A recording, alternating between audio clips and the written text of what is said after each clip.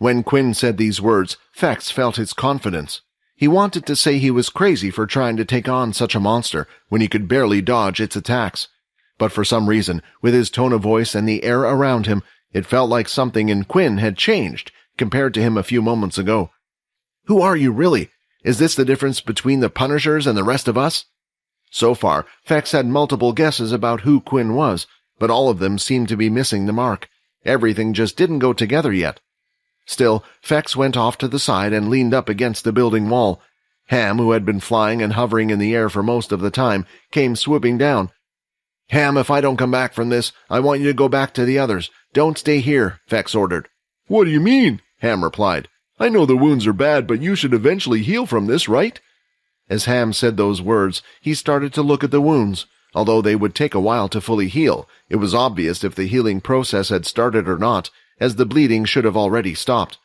But from the multiple cuts that were mainly on his upper body and arms, blood was still seeping out. "Master, are you doing this on purpose?" Fex didn't reply, but it was clear that this was his answer. Ham wanted to complain. He had been with Fex since he could remember, but he had to do whatever Fex told him. "And what about the other vampire? If I return, do you want me to inform them about him?" Ham asked. While at the school, Fex's state of mind had changed a lot. At first, he wanted to get close to Quinn as a scapegoat if his family ever came to get him. He still had that in his plans, but during their short time together, they had done many things, and Fex had honestly never had a more interesting and fun time with someone. "Leave it. What Quinn does is none of our business," Fex replied. Both Logan and Quinn now stood a few meters apart from the smaller version of the king-tiered beast that they were up against. "Logan, I want you to stay behind me. When I give the call, I want you to attack with all that you have," Quinn said. For the first time, Quinn seemed to be taking the leadership role, something that Logan had done previously. Still, Logan wasn't complaining. He didn't know what Quinn had up his sleeve, but he had known him long enough to trust him. Quinn's shadow before was continuously shifting around his body. Usually, he did these series of actions as a form of protection for himself. Of course, he only did something like this when there was a fight. This time, he had the shadow in a ball-like shape hovering above his shoulder. Against the king-tiered beast, it was useless to use as a defensive measure. Its attacks were too fast for him to move the shadow in the right position. If it couldn't be used for defense, then it was better off being used as an attack. The beast had waited long enough, instead of charging in as it usually did. It decided to swing out its bladed arm and stretch it out from the side. Right now, Quinn was standing directly in front of Logan. With this attack, it was clear that its target was Logan. Even if he did trust Quinn, just to be sure, Logan raised the energy blade, knowing his suit wouldn't be able to handle an attack. "You're not the only one that can do something like that." Quinn threw a blood swipe and then grabbed it quickly with his shadow. He had made his shadow scythe. He swung it down from above, hoping to hammer it down before it reached Logan. Knowing the strength of the previous blood swipe, the beast chose to ignore it and continued with its attack. The blood swipe from before would have shattered and not even affected the path of its attack, only slowing it down a little. Bang! Like a hammer coming down on a nail. The scythe managed to knock the tree root arm, pinning it to the ground. "That attack wasn't that strong last time," Fex said, seeing this. It hadn't been too long since they fought. In that amount of time, Quinn had leveled up a few times as well as gained a few samples of blood from others. I just... Sia was at a loss for words. She had experienced too many surprises with this group so far. They were all monsters. "Can you do something like that?" Sia asked Layla. So far, she seemed to be the only normal one in the group, but she remembered that she had thought the same about Quinn, thinking he was normal, and after being proven wrong, she felt like it could happen again. "As I said, they saved your life earlier. These guys are amazing." As she said those words, she too wished she would be able to take part in the fight rather than stand by the side. Seeing that the beast was targeting Logan and not him, Quinn knew he needed to do something. Windwalk activated. Activating his boots, he dashed forward and traveled at a speed that had never been achieved by him before. In an instant, he had nearly covered the entire distance and was now directly in front of the beast. Punching the beast as hard as it could in the stomach, Quinn was hoping to make some sort of impact, but it didn't even budge. As its other hand retracted back, it started swinging away, attacking him in the same way as it did with Fex. Only the result this time was different. Every strike was avoided. When Fex faced the beast, he was able to avoid the critical blows, but he would still suffer some hits here and there. With Quinn, it was different. He was able to avoid each of the strikes cleanly, not getting a scratch on him. This speed, did he hide his strength? Just how? Fex was now even more confused than before. Nothing made sense to him right now. Why fake being hurt?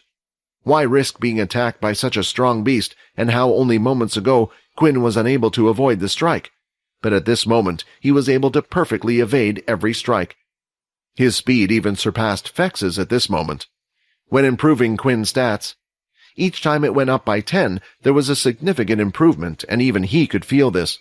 From 18 to 19 in a stat point, although there was a difference, it was barely noticeable, but going from 19 to 20. The change could be felt and was tremendous. Being able to just dodge the attacks wasn't going to be enough. Whenever an opening appeared, Quinn tried his best to throw out a punch, but the beast's reflexes were just as fast as its attacks, being able to easily block Quinn's attacks or even move out of the way. Bloodhammer was still the strongest skill in Quinn's arsenal, but it took quite a long time to perform. However, the hammer strike, with his increased speed, could be performed fast enough. He just needed to know how to land the attack. While dodging the attacks, Quinn thought hard. The other problem was his stamina. He wouldn't be able to keep up. Then, an idea hit him while looking at the beast's movements. Right now, he was facing a humanoid-type beast. Not only that, but it had some level of intelligence as well. With this in mind, Quinn threw out a punch from above. Using his speed, he threw out one after another. The first attack was blocked, and when the beast saw the second one, it twisted its body slightly to avoid the blow. Then, something strange happened. It had blocked one punch and dodged the other, yet a third hand had come out and hit the beast right on its temple of its rounded head. From the outside, the others were just as confused as the beast, because to them, it looked like the beast had moved into Quinn's attack. "Looks like the phantom punch is a success," said Quinn with a smile. Deeply confused by what just happened, the others thought it must have been a mistake on the beast's part. Perhaps Logan's attack had hurt it more than they thought, and now its movements weren't as swift as before. The only one who knew what happened was Quinn himself. He used the phantom punch. This was an attack that would only work on humanoid creatures with a certain level of intelligence. Quinn wasn't so sure if it would work, but it was obvious that it worked, and was incredibly useful in the battle. Those with high intelligence wouldn't be tricked by the phantom punch. At the same time, beasts whose intelligence was far too low wouldn't even recognize the trick in the first place. This was the reason why the phantom punch wouldn't work on most beasts.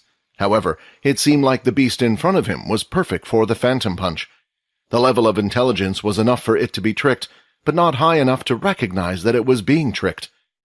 The standoff between the two continued, with Quinn avoiding most of the blows cleanly, and whenever an opening revealed itself, Quinn would throw multiple punches, mixing in a phantom punch in between. Once again, another blow landed, this time on the beast's neck, just above its chest. Again? Is the beast starting to slow down? Sia thought. But watching closely, Fex could see that the beast hadn't slowed down at all. Its movements were still as fast as ever, so what was happening? It was simply incomprehensible. Eventually, the tide was starting to turn. As Quinn continued with the fight, he started to be the aggressor more often, hiding his phantom punches in between the ordinary jabs. The outsiders felt as if the beast was the one on the defensive, and that it was delivering itself onto the path of Quinn's attacks. It would constantly dodge and lean onto Quinn's fists. Then, instead of dodging, the beast decided to block the upcoming attack. Lifting its arms, it covered its rounded head, but with its movements. Quinn took the opportunity to send a blow to its stomach. At this point, Fex finally understood what was happening. It's got to be the phantom punch. I can't think of anything else. He's mixing it with the ordinary jabs and hooks. But who taught him the phantom punch, and when? He was in school with me, or could it be that the other vampire is teaching him in the school again? Even with all these points, and even if Quinn did have a teacher that was in the school, it didn't explain the crazy amount of time it had taken him to learn such a skill. Now, Fex was frightened. Before, it was amazing, but every time he saw Quinn get stronger, a strange feeling overcame him. He was sure he was always stronger than him. Now he couldn't say for sure. It was as if he was looking at two different people. The punches continued to descend like a waterfall, and now it looked like the beast was getting bullied. The monster that they were all afraid of a few moments ago was getting punched left and right by Quinn. "I was wrong," Sia said. "I can't believe I thought he was useless. I'm sorry, Layla. I now understand why you got mad."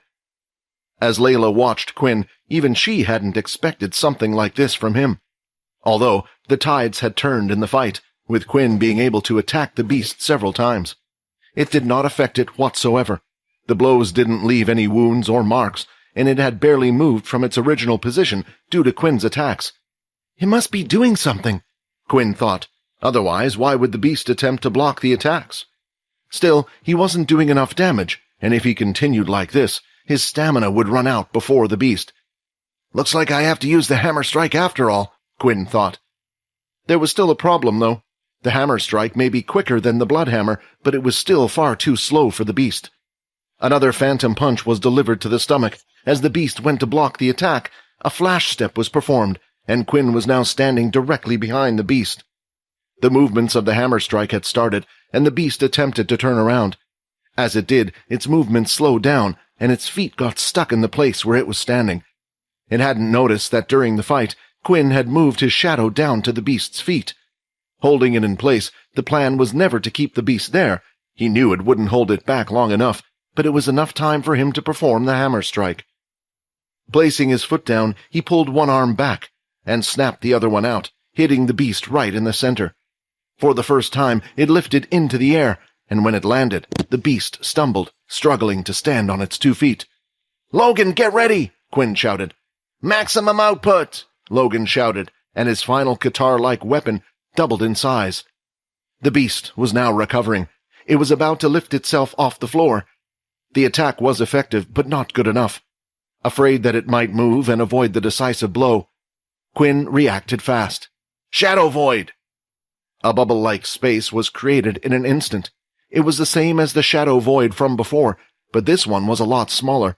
It also didn't encase Quinn and Logan, but only went around the beast. This would stop the beast from running away and would buy them a little bit of time. "Attack now!" Quinn ordered. Logan was slightly confused as what was going on. After all, Quinn was displaying several different skills that he had never seen before. After seeing how he fought the beast so far, he decided to listen and swung down at the bubble-like space where he last saw the beast. At the same time, Quinn prepared himself. He planned on canceling Shadow Void to allow Logan's attack to land on the beast. "Cancel Shadow!" While in the middle of canceling the skill, the Shadow Void had broken itself. This was also an expected result. Logan continued to lunge forward with his large energy guitar. But he noticed something strange. In the short amount of time it was in the Shadow Void, its appearance had completely changed. The green roots that covered and formed the muscle structure of the beast were now glowing slightly red. It looked as if all of the roots were flowing with energy. They were pulsating, and something could be seen flowing throughout its body. "Did I wait too long?" Vordan said as he watched from a window up high, in a building nearby. He was still waiting for the perfect opportunity, so he never threw the spirit spear. It was too hard for him to find that opportunity, since both Quinn and the beast were just too fast for him to see. But right now, Vordan could tell what had happened to the beast.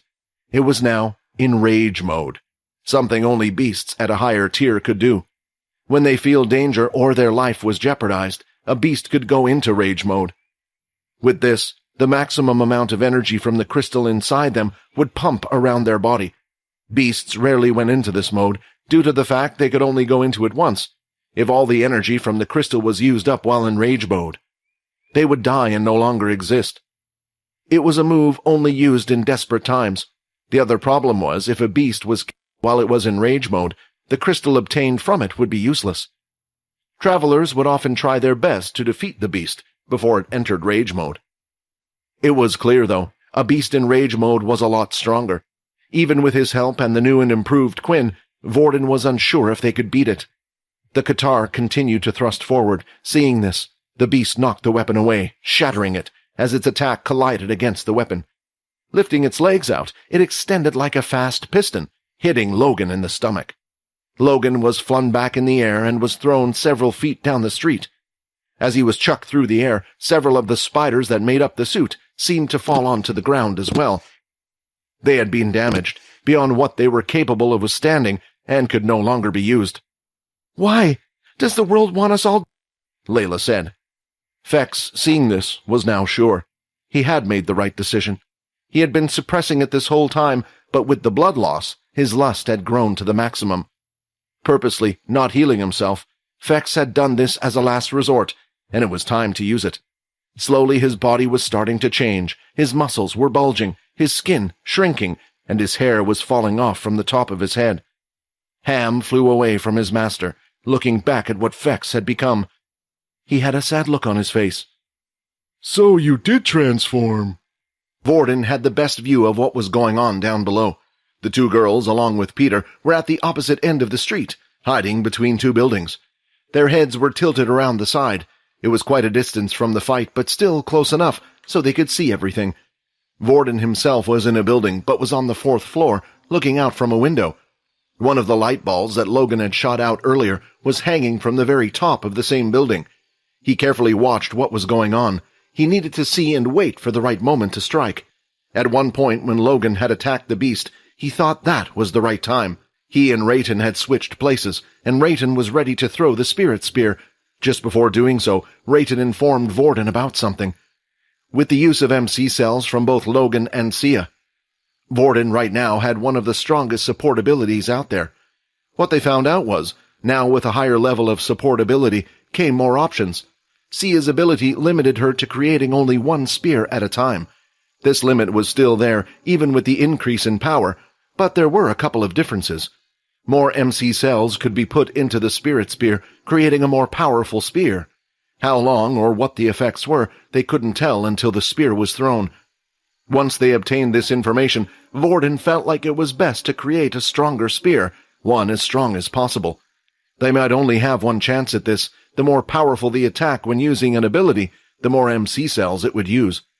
As he continued to watch from above, his heart started to sink. A strange feeling came over him, while beads of sweat rolled down his forehead. The beast had gone into rage mode, but that wasn't the reason Vordan was worried.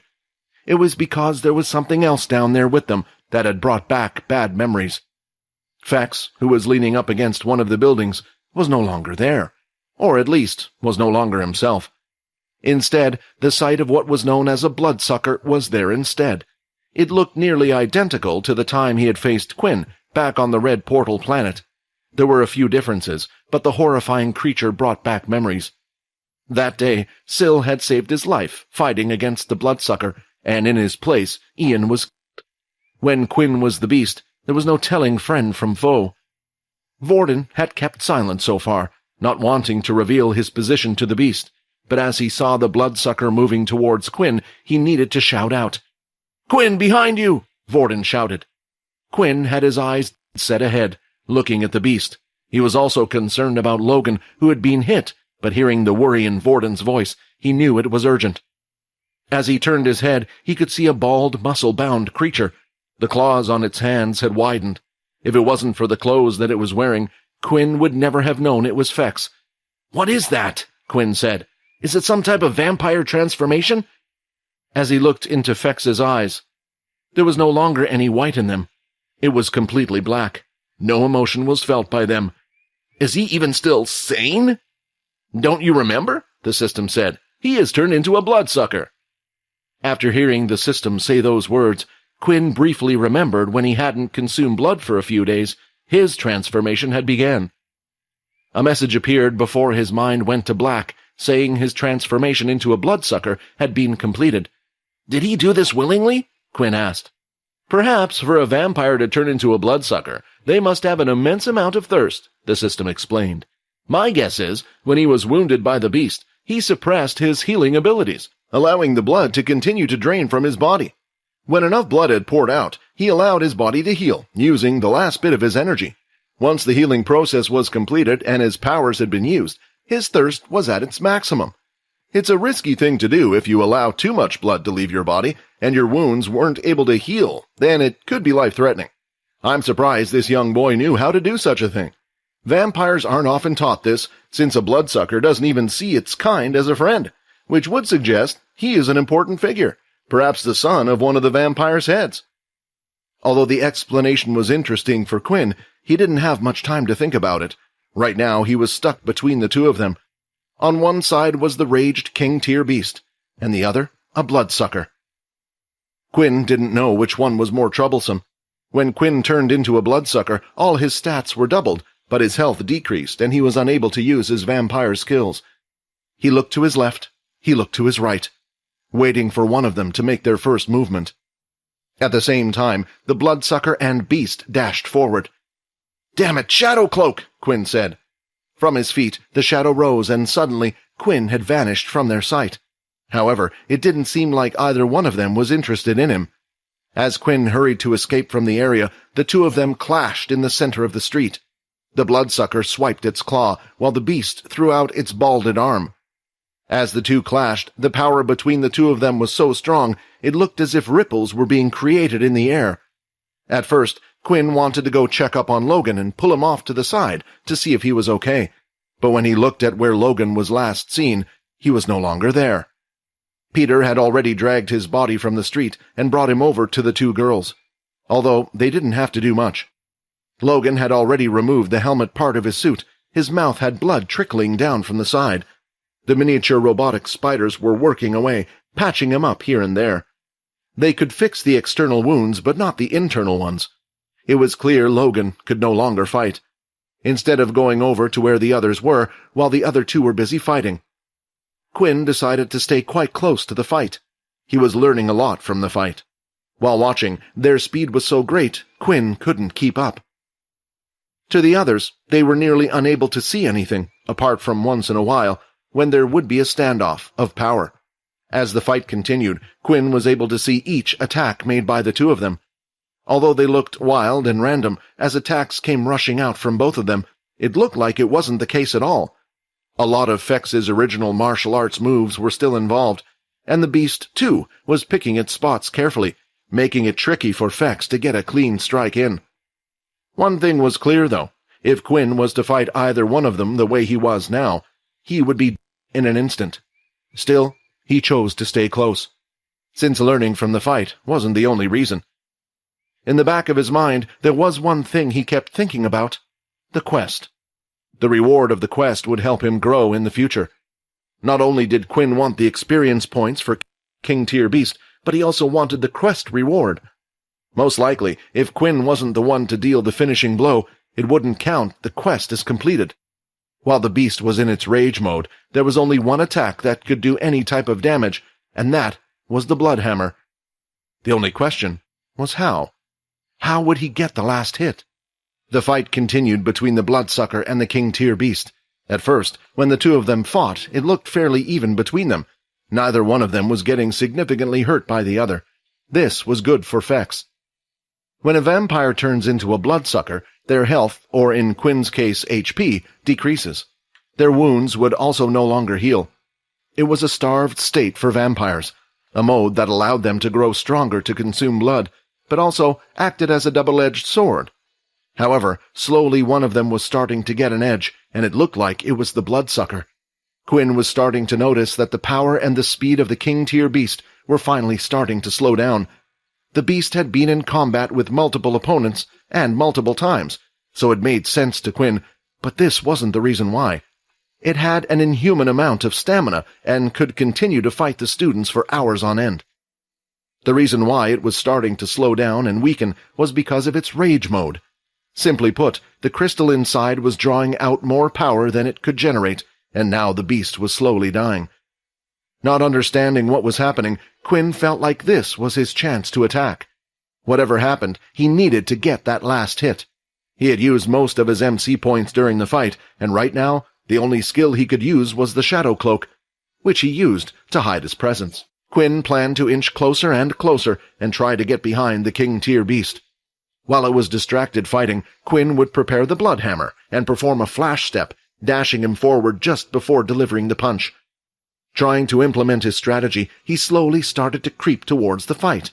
On the street, Quinn and the others were stationed on the side of Fex, while the beast was on the other side, which led towards the tower. The fight was still hectic, and the two would span the whole width of the street. The king-tier beast threw one of its arms out, and the bloodsucker managed to grab it. Using its increased strength, it yanked the arm as hard as it could, ripping it from the beast's shoulder. Black blood once again squirted out from the wound.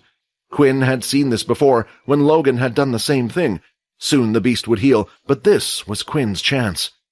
Running forward and around the two, he wanted to get behind the fight. As he took a step to the side, suddenly, a large claw-like fist came out towards him. The fist was briefly stopped by the shadow, and when he looked at where it had come from, it was from the bloodsucker. It could sense where I was even with the shadow cloak on, Quinn thought. Luckily, I already thought that something like this might happen and prepared my shadow just in case. Quinn quickly stepped back and went to his position before. It looked like Fex really could no longer differentiate between friend and foe. Now, there was another problem on Quinn's hands. The attack from the bloodsucker, although it was blocked by the shadow, would be the last one. For now, Quinn's MC points had reached 0.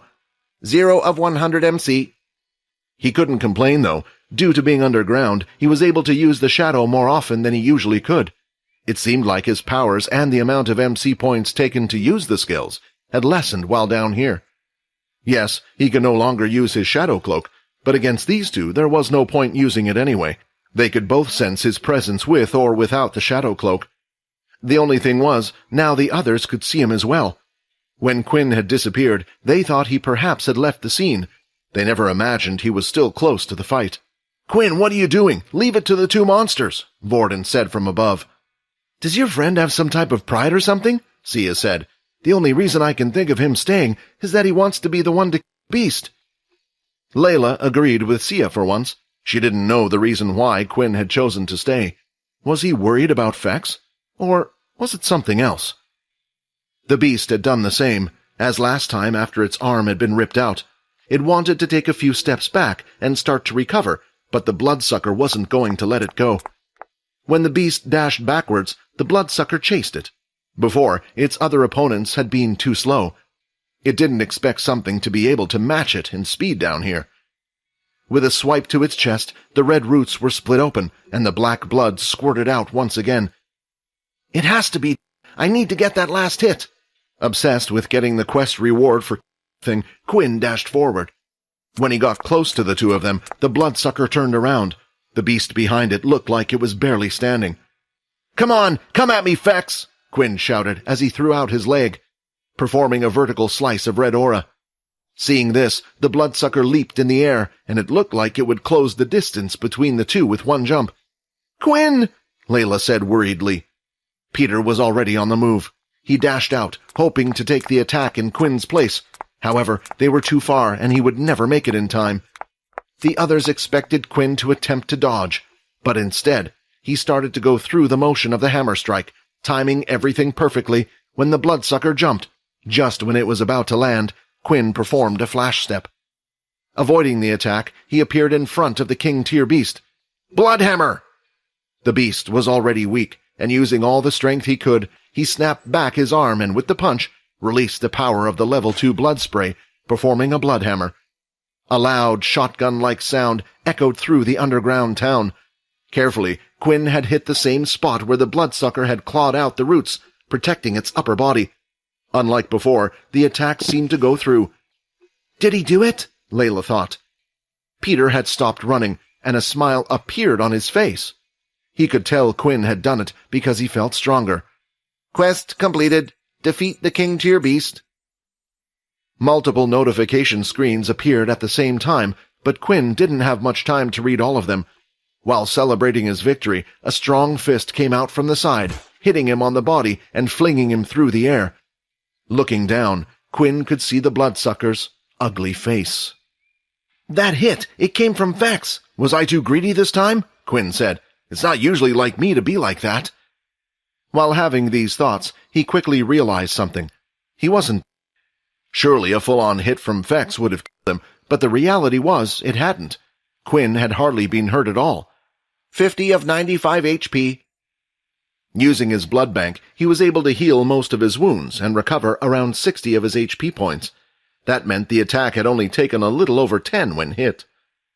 Opening his eyes, Quinn could see the bloodsucker in front of him again.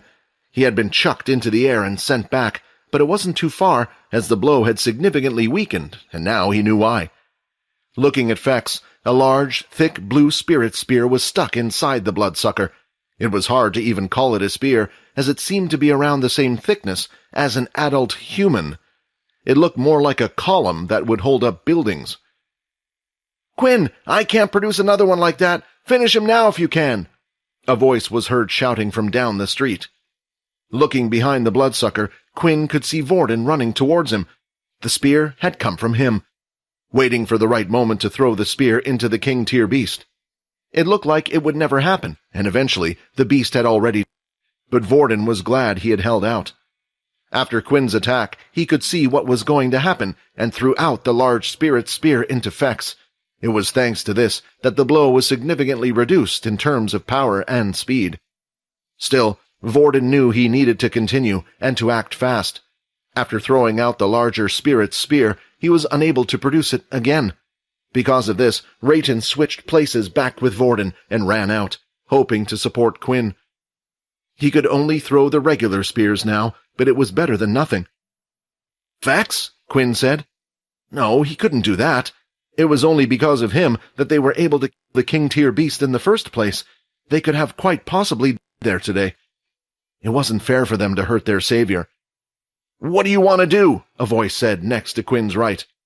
Peter had now joined them as well. Vordan was standing to the right of the bloodsucker, while Quinn and Peter were standing on the other side of the street. Logan was still hurt and patching himself up with the help of the two girls next to one of the buildings, staying out of trouble. While watching what was going on, the girls started to hear a few voices from somewhere.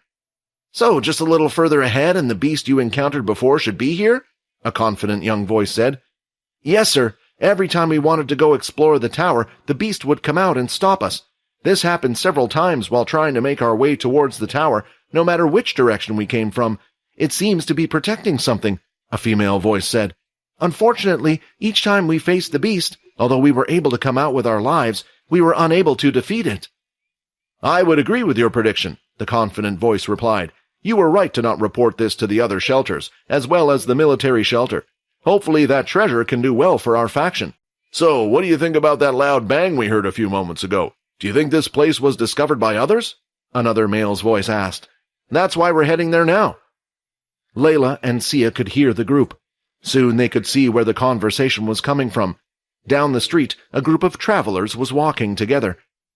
It was easy to spot them, since each of them had a sticky light patch on them. It worked similar to a torch, only it didn't need to be held and could just be stuck on top of their armor. It also glowed the surrounding area rather than just one direction. It allowed the area around the person to be bathed in light. "Don't they look kind of familiar?" Sia thought. The girls didn't come running out. Just because they saw things that looked like humans didn't mean they were. "Yeah, back at the shelter," Layla replied. They were the group of travelers who had reported to the military, updating them about the exploration. Judging by the conversation they had just overheard, it looked like they hadn't exactly been truthful with their report either. Layla wanted to move from their position. They weren't inside a particular building, but were just between two buildings down an alleyway. She still wasn't sure about these people. If they could lie to the military, perhaps they would also happily silence them for being down here and knowing about this place as well. The problem was Logan. He still looked like he couldn't move. While she was thinking about what to do, it was too late to do anything anyway. "Over there," a female voice said. "It looks like there are other people here. Heck, they're kids, aren't they?" The group quickly rushed over to the students and was shocked at the state. The students looked quite young. After seeing their uniform, they quickly figured out where they were from, the military. Something must have happened, the group thought. They were a group of 5. All of them had beast gear covering their bodies. The female was the first to approach them, named Lily, who also had a bow on her back. Only hers looked a level higher than what Layla had. Then there were a couple of bald twins. None of them held a weapon in their hand, but their legs were covered in thick boots, while the rest of their legs had light armor. It was a strange sight. They were called Rock and Pock. There was another man who seemed to be staying by the youngest-looking person's side. He had a shield on his back, with a sword sheathed at his waist. The man looked a little older than the others. It was as if he had been assigned to look after the whole team, but after listening to them for a while. Layla quickly figured out that he wasn't the leader. It was the young man standing next to them. The young man had brown, wavy hair that was tied up in a ponytail. His weapon of choice was a spear placed on his back. It was as long as him in length. The most noticeable thing about him was the air around him. It was full of confidence, and one had a look of experience. When Layla looked at him, she was reminded of Leo. "I'm the leader, Andre," the young man said. "What happened here? You guys get attacked?" "Quinn, move!" Vordan shouted. As Andre asked the question, he heard voices coming down the street. When the group looked in the direction from where the voices were coming, they saw 3 other students fighting against a strange creature. "Is that the beast you guys encountered before Andy?" Andre asked. "No, sir. That's something else. I've never seen that before," the older man, Andy, replied. "It doesn't matter. They're in trouble and we need to slay the beast." Loud footsteps could be heard in the shadows where the team had come from. A figure slowly came out of the darkness. "Another beast, and it looks like a strong one! Turn around!" Sia exclaimed in a panic. But the group of travelers didn't look panicked at all. The strange beast looked like a lion and was the same size as one. Its muscles could be seen as well, but on its bottom half, instead of a single tail, it carried several, each with a small flame at the end. The lion approached Andre's side and started to lick him in the face. "A tame beast?" Layla said. "That's right," Lily replied. "You guys don't have to worry about a thing. We will get rid of that beast for you. You see, our leader here is from one of the big 4 families." Andre, the leader of the group, had a beast by his side, and he could very well control it, which meant that he belonged to the Bree family. This family wasn't any regular family, because they were one of the big 4.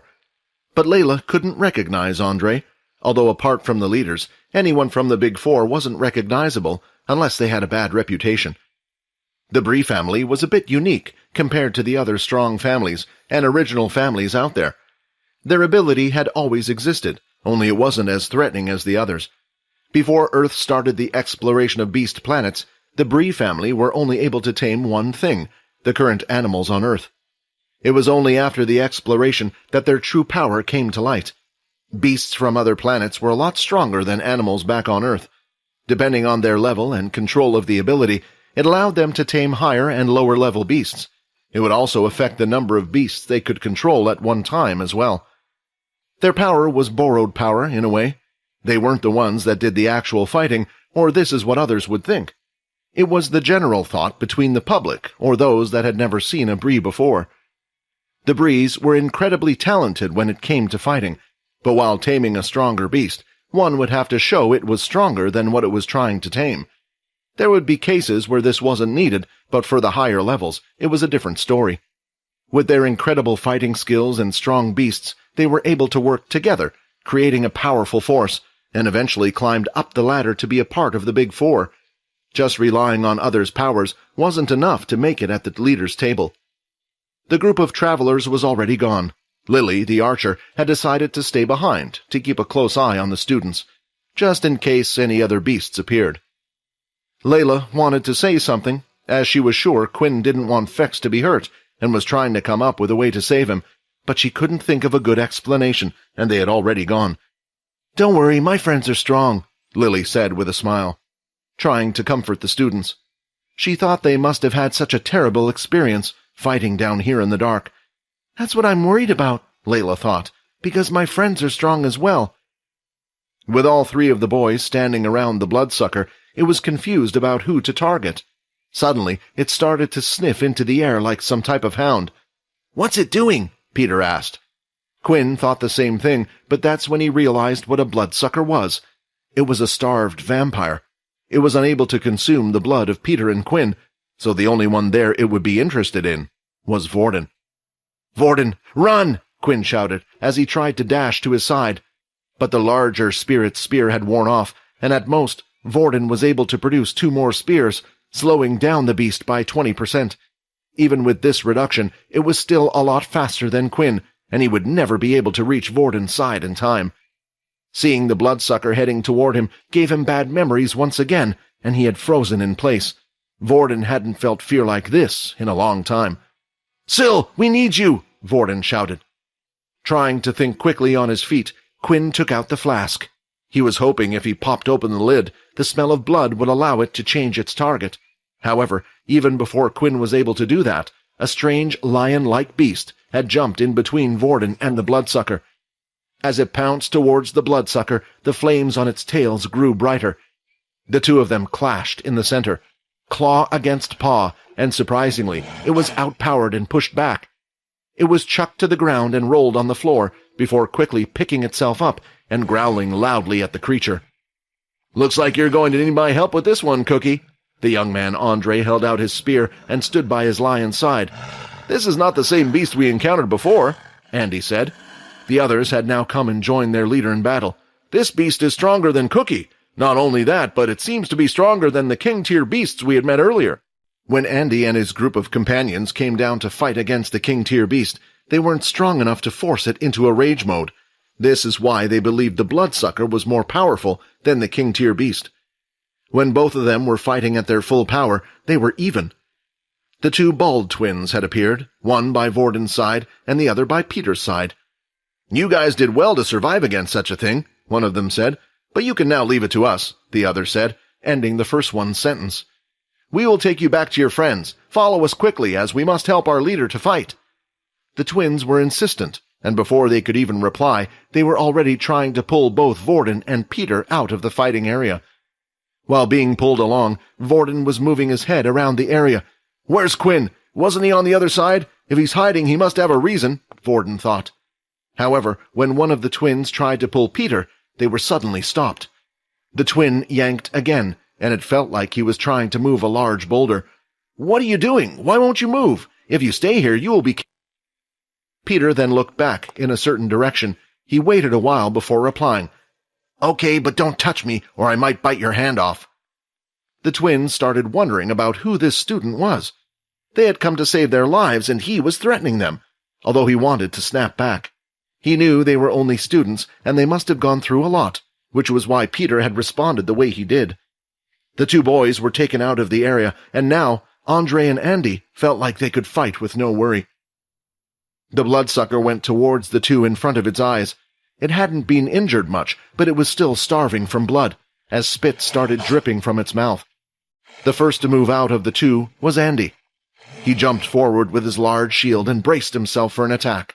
Slowly, parts of the shield seemed to cover themselves in reinforced earth.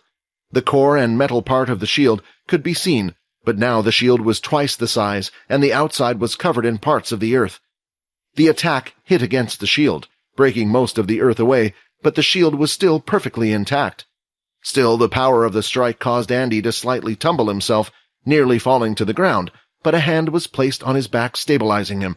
"I'm here," Andre said. Instead of charging forward, the bloodsucker could sense a slight vibration in the air and moved back. After a few moments, 2 slices of wind went past. "How did he know it was coming?" one of the twins said. They had returned after escorting the kids to Lily and used their wind abilities to throw out a kick and slice of wind. "It looks like this beast has some level of intelligence," Andre said as he jumped up onto Andy's shoulder, before running on top of his shield and jumping right on the edge towards the beast. From the side, Cookie, the lion beast, pounced once again. The flames this time on its tail were, even more, brighter than before, and when they clashed, neither one of them fell back. The bloodsucker seemed to be slightly stronger, but Andre wanted it held there for a moment. As he thrust his spear forward, he was able to hit the creature right between the ribs. Fex began to scream in pain as the pointy object was jammed into him. Usually, his tough muscles would be able to form some type of protection, but seeing how easily it penetrated him meant the weapon was one of a high level. Andre left the spear and was ready to hit it further, digging it into the creature, trying to cause a serious wound, but the second he let go, a large red area came from the side. He didn't know what it was, but he could sense its power, and leant back narrowly, avoiding the strike. "Get away from my friend!" a strange robotic and deep voice was heard.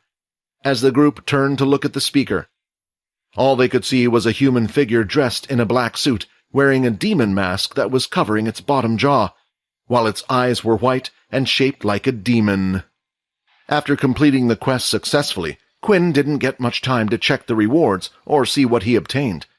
There was a problem with Fex, and shortly after the travelers appeared as well. It seemed like the group was in trouble. Soon after seeing the travelers, he knew instantly how they would react after seeing Fex. It was hard for them to even explain the situation since Fex was currently attacking them.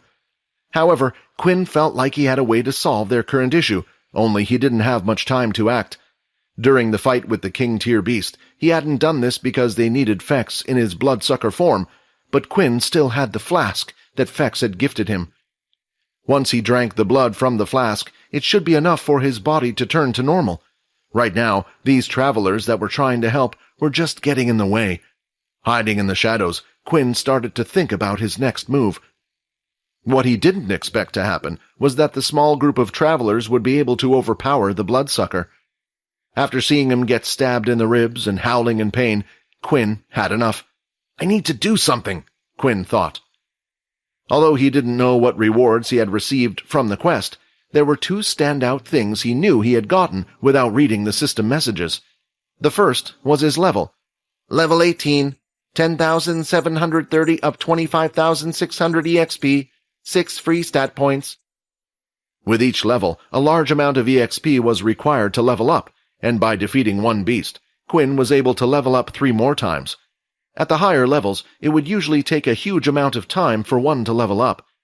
But Quinn was fighting beasts several levels above what he was capable of. It was something the system had never expected. Before jumping in to help Fex, Quinn had made the quick decision to put all of his points into the charm stat. 22 charm points. This unlocked the next tier in his charm, and Quinn could tell that it would be different when he used it next. When fighting against humans or those like them, he knew the best stat to increase was the charm stat. His Phantom Punch had proven effective, and he also had the Daze and Influence skills. His speed was already great, although he could increase his strength based on the last fight. It was useless, unless he had the beast gear to go hand in hand with it. This left the stamina and charm stat. For now, other than not being able to use the flash step freely, Quinn hadn't run into any problems with his stamina. He still would have liked to increase both, but it made more sense to pour the points into his charm stat for this confrontation that was about to happen. With no time to lose, Quinn needed to reveal himself from the shadows, targeting his blood swipe at the leader Andre. When the blood swipe left his hands, he noticed that it was a lot more powerful than before. This confirmed one of the other messages that Quinn had received. All blood-related skills have increased by 1. Blood swipe level 3. Blood spray level 3. Crescent kick level 2. Blood bank level 2. This was a huge improvement in power. It took a long time for him to level up his skills, and Quinn was wondering if his blood bank would ever level up, and it finally did. Although it wasn't much use right now, because it was empty. "Why did you attack me? We're trying to get rid of this beast," Andre said, annoyed at the strange figure. It was clear the person who had attacked him was human, so he didn't want to lash out immediately, and decided to break down into peaceful negotiations. There wasn't much time for chit-chat, though, since Fex had pulled out the spear in his side and threw it onto the ground. It swiped at Andre next to him again, but Andy was already by his side to block the attack with his shield once more. The two twins were now coming up from behind and threw out 2 wind kicks, forming a sharp slice from the tip of their boots. A few moments later, they could feel something running past them at an incredible speed. Quinn no longer had any MC points to use his shadow, so he could only rely on his blood skills for this one. Catching up to the twins' attacks, Quinn threw a quick kick from the side. Blood crescent kick! A large red aura immediately consumed the twins' attacks, and they dashed into the darkness. Annoyed at this, the twins ran forward. "Stop getting!" one of the Quins said. "In our way!" the other finished the other's sentence. Making sure to make eye contact with one of them, Quinn activated his Daze skill. "Daze successful." One of the twins immediately stopped as they felt a chill run down their spine. They didn't know what it was, but it was as if their bodies were being controlled. The other ran forward, unaware of what was happening to the other. Throwing out a fast punch, the twin was prepared to block the attack, lifting his 2 arms in an X-like shape, but the attack never came. Suddenly, he felt a heavy fist in his stomach. "Blood spray!" At the same time as the punch was released, Quinn used his blood spray at close range, sending one of them flying back. By now, the other had been released from the daze, and came charging forward, hoping to help out his brother. A kick was released at an amazing speed. Using the power of the wind behind his kick, rather than releasing it as an attack at the end, he was able to speed up his attack considerably.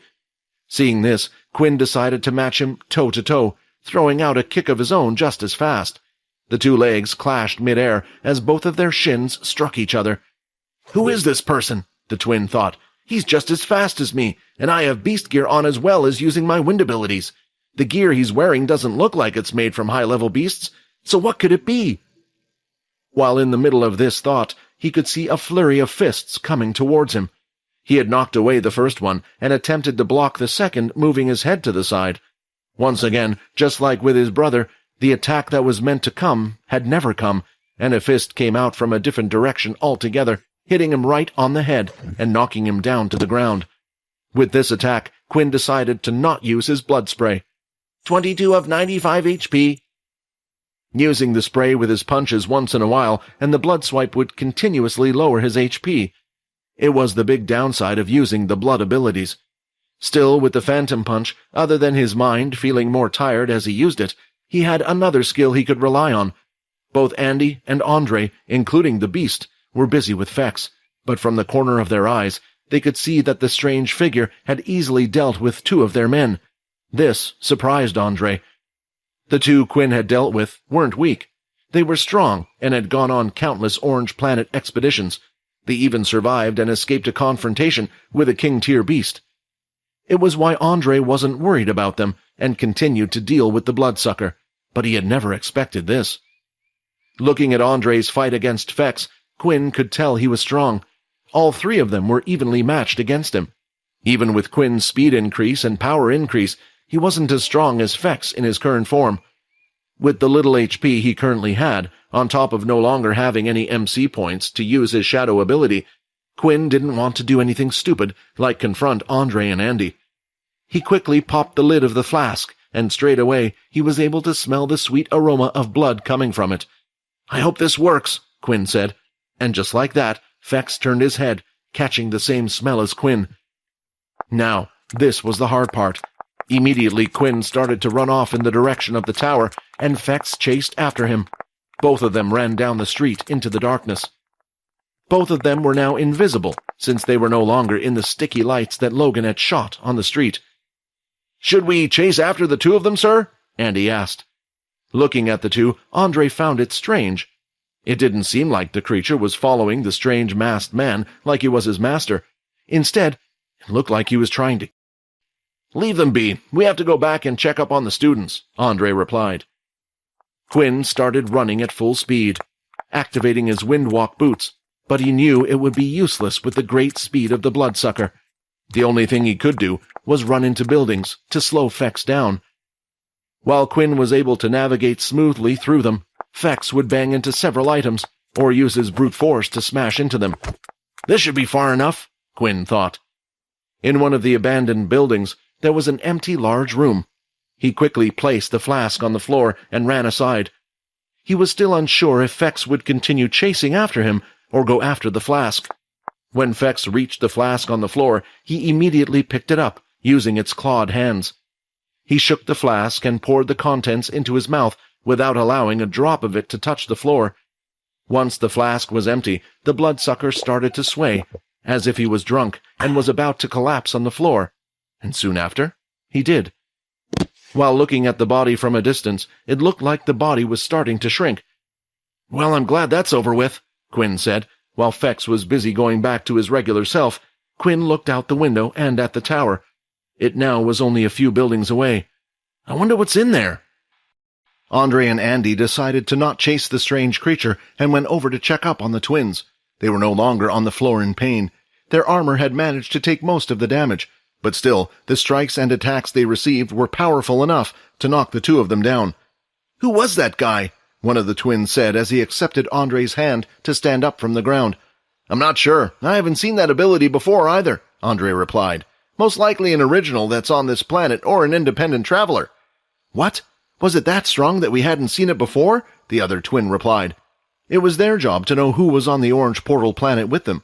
After all, they would be working together and exchanging information while on the planet.